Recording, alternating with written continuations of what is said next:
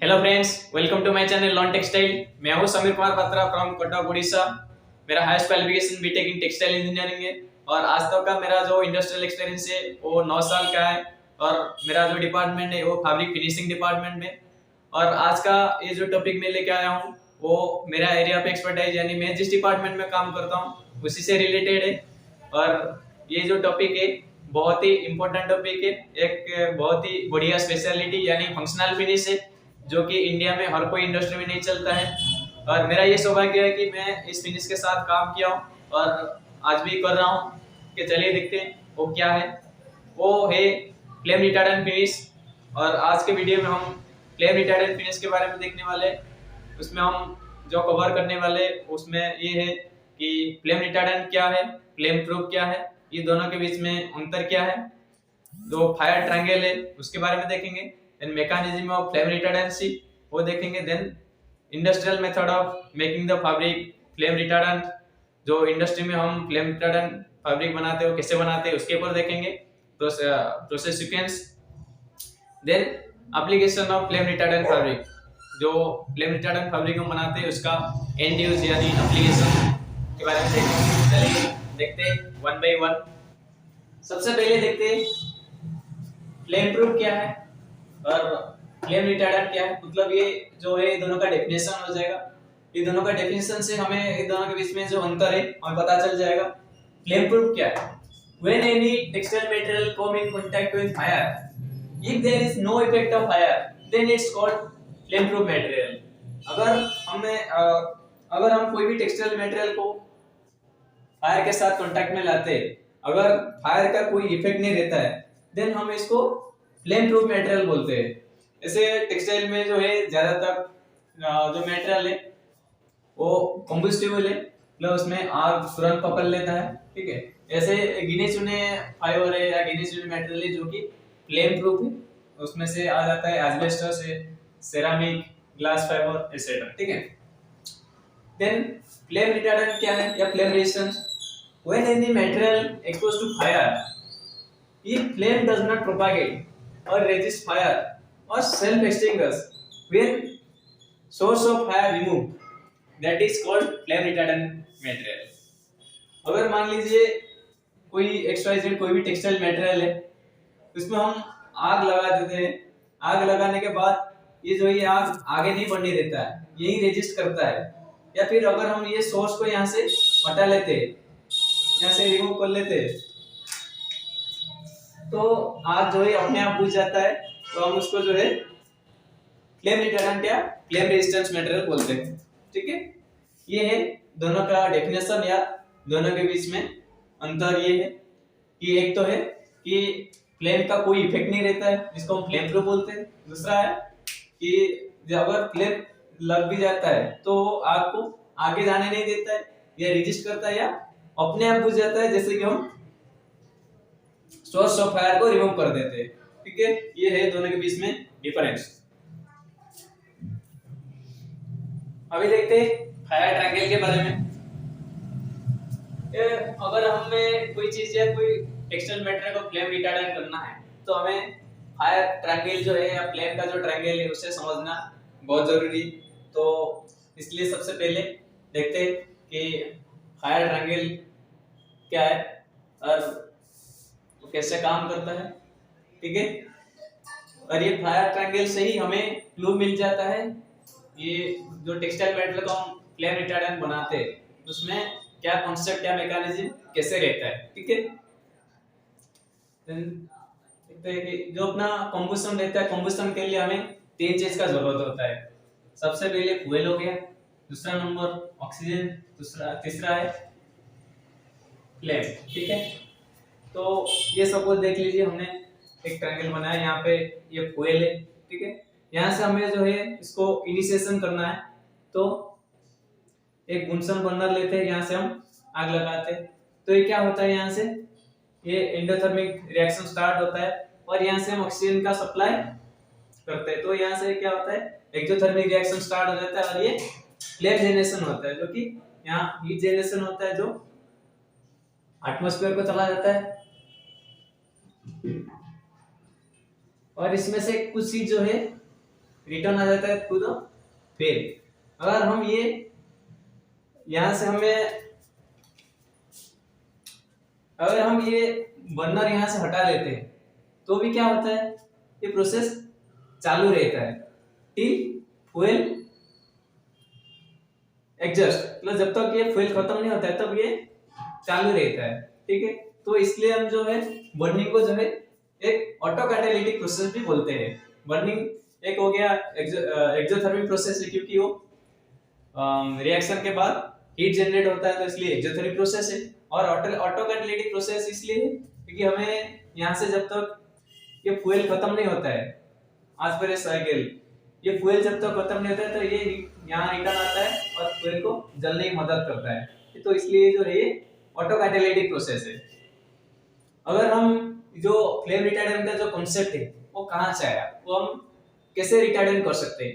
अगर मान लीजिए हम यहाँ पे जो ऑक्सीजन का सप्लाई है, ये सप्लाई को हम कैसे भी रोक लेते या बंद कर लेते तो क्या होगा, तो ऑब्वियसली यहाँ से जो है रिटार्ड हो जाएगा फ्लेम का।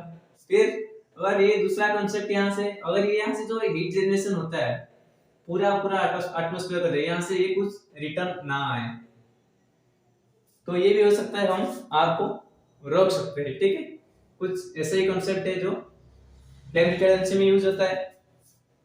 तो चलिए ये कॉन्सेप्ट को थोड़ा और सिंपल कर लेते हैं ये नीचे वाला डायग्राम देख के। तो यहाँ मान लीजिए हमने एक बर्नर लिया है, ये बर्नर से हम यहाँ से हीट सप्लाई करते, तो यहाँ पे अपना ये जो मटेरियल है ये टेक्सटाइल मटेरियल है, यहाँ पे हम टेक्सटाइल मेटल हीट सप्लाई करते हैं तो यहाँ पे एंडोथर्मिक रिएक्शन स्टार्ट होता है। और ड्यू टू एंडोथर्मिक रिएक्शन यहाँ पे क्या होता है, ये कुछ combustible and non combustible gases generate होता है, कुछ लिक्विड चार्ज जनरेट होता है और सॉलिड चार्ज भी कुछ जनरेट होता है। और ये सारे जो जनरेट होता है ये सारे प्रोसेस आ जाता है पायरोलिसिस के अंदर। पायरोलिसिस क्या है, pyrolysis means thermal decomposition of material. ठीक है, ये आता है thermal decomposition of material. Then अगर यहाँ से हम ऑक्सीजन का सप्लाई करते हैं तो यहाँ से कंबुशन स्टार्ट होता है और फ्लेम जनरेट होता है। और ये जो फ्लेम जनरेट है बाद यहाँ पे ये एक्सोथर्मिक रिएक्शन है जो कि हीट जनरेट होता है, इसमें जो हीट है वो एटमॉस्फेयर को चला जाता है। फिर इसमें से कुछ हीट जो है ये रिटर्न आ जाता है, फिर ये प्रोसेस जो है कंटिन्यू रहता है। इसलिए जो है ये प्रोसेस को एक बर्निंग जो प्रोसेस है इसको ऑटो कैटालिटिक प्रोसेस भी बोला जाता है। तो देखते हैं burning behaviour of some of the textile fibres. ये सबसे पहले देखिए कॉटन फाइबर का। कॉटन जो है सेल्यूलोजिक फाइबर है, ये इसका जो बर्निंग बिहेवियर बर्निंग टेस्ट जो हमें मिला है वो ऐसे कुछ है कि कॉटन फाइबर जो है इजीली बर्न हो जाता है विथ येलो फ्लेम। और इसका जो ऑर्डर होता है ये दैट ऑफ बर्निंग पेपर रहता है क्योंकि सेल्यूलोजिक फाइबर है, और ये continues to burn even after fire remove. ठीक है, इसका LOI 18 है, लिमिटिंग ऑक्सीजन इंडेक्स, इसको अभी हम देखेंगे थोड़ी देर में। तो अगला है वूल। वूल जो है एक प्रोटीन फाइबर है, ये क्या होता है बॉन्ड स्लोली विद लिटिल सीजेस और ceases flame when remove fire. जैसे हम सोर्स ऑफ फायर रिमूव कर देते तो ये फायर को रेजिस्ट कर लेता है और ये odour that of burning hair रहता है। ठीक है, और ये अगला देखिए पॉलिएस्टर, देखिए ये जो है मैनमेड थर्मोप्लास्टिक फाइबर है, इसका लिमिटिंग ऑक्सीजन इंडेक्स है 22 है। ये जब आग के पास लेते हैं तो इसमें क्या होता है, ये फाइबर श्रिंक्स आवे, आग से श्रिंक हो जाता है और सॉफ्टेन होता है और ये लेकिन बर्न्स कंप्लीटली। और यहाँ पे देखिए कॉटन का जो लिमिटिंग ऑक्सीजन इंडेक्स 18 है, ये वूल का LOI 25 है और ये पॉलिएस्टर का 22 है।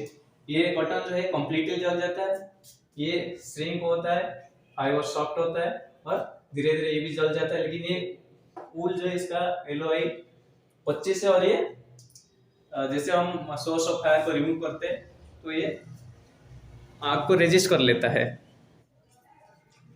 LOI क्या है, इसका मतलब है लिमिटिंग ऑक्सीजन इंडेक्स। ये इंडेक्स क्या है और ये क्या समझाता है। LOI का मतलब है कि minimum amount of oxygen in percentage need to combustion of polymer, मतलब मिनिमम कितना ऑक्सीजन रिक्वायरमेंट है फॉर कंबशन ऑफ पॉलीमर, इसको जो हम लिमिटिंग ऑक्सीजन इंडेक्स बोलते हैं। ये इंडेक्स इससे मैंने पहले जस्ट दिखाया था, आप देख सकते हैं कि कॉटन के लिए कॉटन का जो है 18 है, वूल का 25 है, पॉलिस्टर का 22 है ना। एनवायरमेंट में जो ऑक्सीजन रहता है वो ऑलमोस्ट 21% रहता है।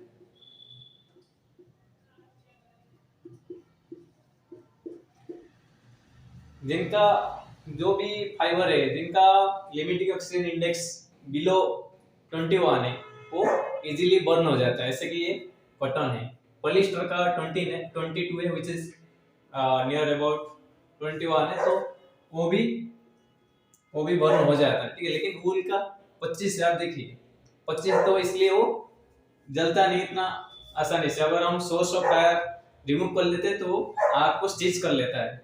इसका मतलब ये हो गया कि अपना जो फाइबर का लिमिटिंग ऑक्सीजन इंडेक्स जितना ज्यादा रहेगा वो फाइबर उतना ही रेजिस्टेंस रहेगा टुवर्ड्स फ्लेम। इसलिए अभी देखते हैं मैकेनिज्म ऑफ फ्लेम रिटार्डेंसी या थ्योरीज ऑफ फ्लेम रिटार्डेंसी। फ्लेम रिटार्डेंसी जो है उसका बेसिकली 4 थ्योरी। एक नंबर 1 है coating theory, number 3 gas theory, number 3 thermal theory and number 4 chemical theory.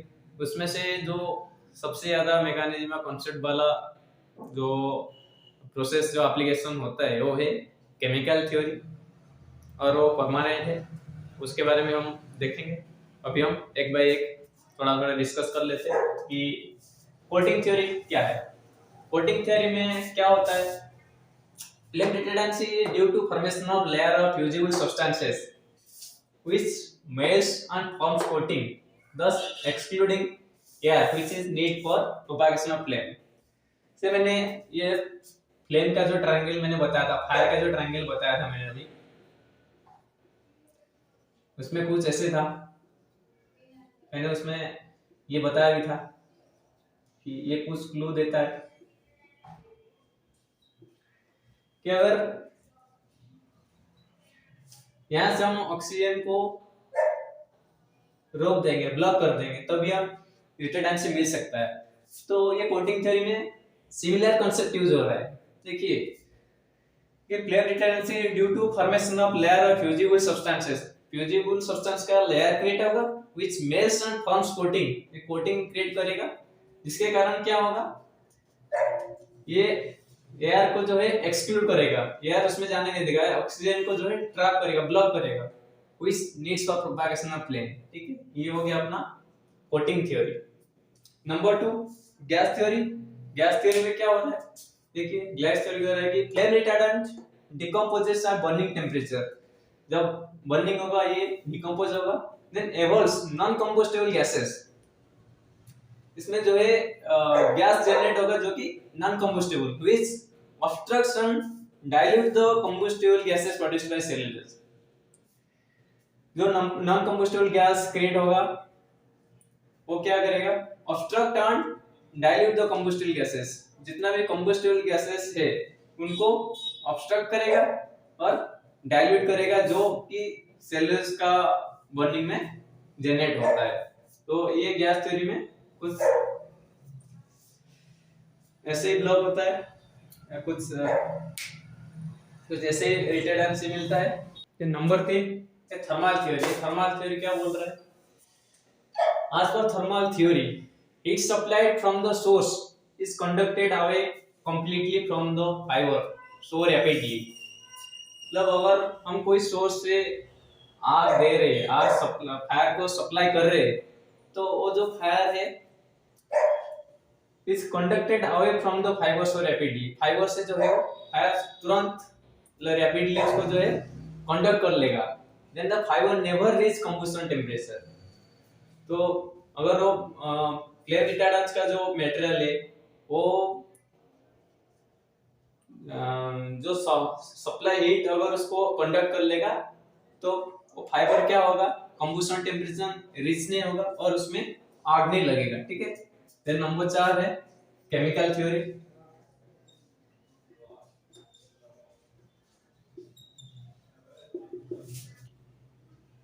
Number 4, chemical theory. As per chemical theory, the fire retardants or burning reacts with cellulose and forms chemicals such as phosphoric acid या sulfuric acid, which are dehydrating agents. These bring about catalytic dehydration of cellulose, which on combustion produce carbon monoxide and H2O, water. इसमें ये होगा कि जैसे fire retardants on burning से burning में क्या होगा, ये सेल्यूलोज का रिएक्शन करेंगे और डिहाइड्रेटेड एजेंट जो है फॉर्मेशन होगा, जिसमें जो है सेल्यूलोज का कैटालिटिक डिहाइड्रेशन होगा। ठीक है, और ये जो केमिकल थ्योरी है ये मैक्सिमम यूज होता है और ये परमानेंट इफेक्ट देता है। चलिए देखते हैं अभी industrial method of manufacturing of flame retardant fabrics. इसमें सबसे ज्यादा जो केमिकल यूज होता है वो THPC होता है, और हॉन्ट्समैन का प्रोसेस है जिसमें पायरोवेटेक्स केमिकल यूज होता है। तो हम ये फ्लेम रिटार्डेंट का जो प्रोसेस सीक्वेंस हम पायरोवेटेक्स केमिकल का देखेंगे। जो THPC केमिकल है, टेट्राकीस हाइड्रोक्सी मिथाइल फॉस्फोनियम क्लोराइड का जो केमिकल का जो यूज है वो प्रोमान में यूज होता है, तो उसको हम अलग से देखेंगे, उसका प्रोसेस सीक्वेंस थोड़ा अलग है। आज हम देखेंगे ये पायरोवेटेक्स का सिस्टम है। इसमें सबसे पहले देखते हैं ये केमिकल का कंपोजिशन और प्रिपरेशन।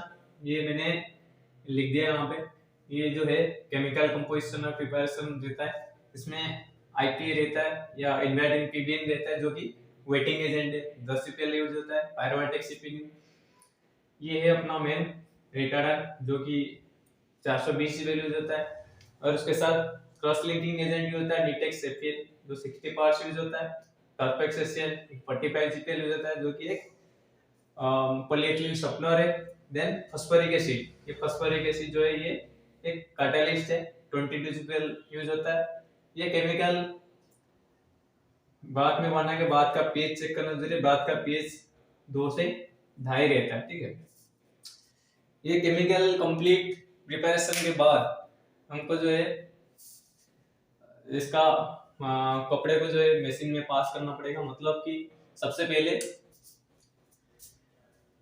जो कपड़ा डाइंग से रिसीव हुआ होगा आफ्टर कलेक्शन, वो कपड़े को पैड ड्राई करना है। मतलब ये स्टेंटर मशीन भी यहाँ पे पैडर रहता है, तो उसमें you have to just pad the fabric with chemical then dry. Stenter machine में अपना ड्राइंग चैम्बर रहता है तो उसमें ड्राई करते हैं।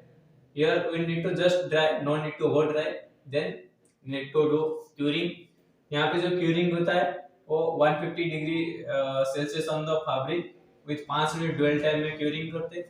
Then soda padding, soda padding इसलिए करते हैं कि कपड़े को न्यूट्रलाइज करने के लिए, pH मेंटेन करने के लिए। और ये सोडा पैड के बाद जो कपड़े का pH रहता है वो अराउंड 9 के आसपास रहता है। ठीक है, अगर हम क्यूरिंग करके कपड़े को ऐसे छोड़ दे तो क्या प्रॉब्लम होगा कि यहाँ पे कपड़ा जो है बहुत ज्यादा एसिडिक हो जाता है। तो और एसिडिक में अगर वॉश नहीं करते, सोडा पैड नहीं करते तो उसमें फैब्रिक टेंडर हो जाता है।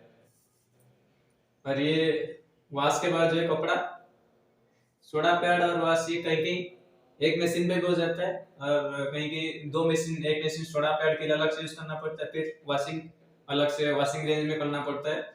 फिर बाद में कपड़ा फिर से ये फिनिशिंग में रिसीव होता है जो कि टॉप फिनिश होता है। टॉप फिनिश में जो है हमारे एक वेटिंग एजेंट और थोड़ा वो सॉफ्टनर ले लेते हैं और पूरा फुल बोरपीड़ के साथ कपड़ा चलाते हैं, क्योंकि वो कपड़ा थोड़ा हार्ड रहता है तो उसमें श्रिंकेज लेना मुश्किल रहता है। फिर टॉप फिनिश के बाद कपड़े को सनफ्राइज करते हैं। सनफ्राइज में कपड़े में जो है प्री श्रिंकेज प्रोवाइड करते हैं। सनफ्राइज के बाद कपड़े को टेस्टिंग में दिया जाता है, और आफ्टर गेटिंग टेस्टिंग रिजल्ट कपड़े को जो इंस्पेक्शन किया जाता है, अनपैकिंग। और अभी तो थोड़ा बहुत पायरोवेटेक्स के बारे में थोड़ा देखेंगे कि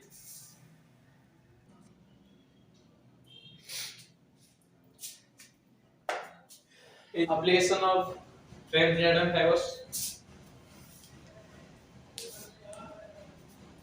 जहाँ पे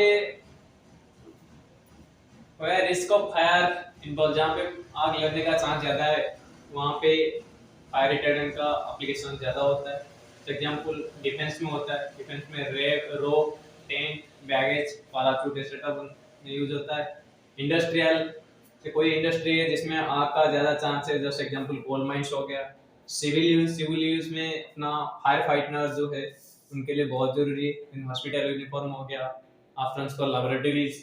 देन रेसिंग सूट्स जो रेसिंग में रहते हैं, कार रेसिंग हो गया, उसमें भी आग लगने का ज़्यादा चांस है तो उनका भी सूट में रहता है। चिल्ड्रंस नाइट वेयर रहता है। देन और भी बहुत सारे ऐसे फ्लेम रिटार्डेंट फैब्रिक का यूज है।